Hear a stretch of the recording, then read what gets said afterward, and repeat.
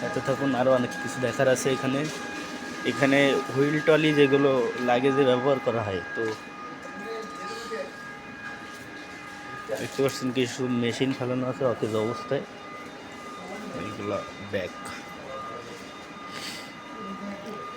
যেগুলোকে trolley case বলা হয় এক কথায়। এগুলো কিন্তু বিপুল পরিমাণে বানানো হয় এখানে।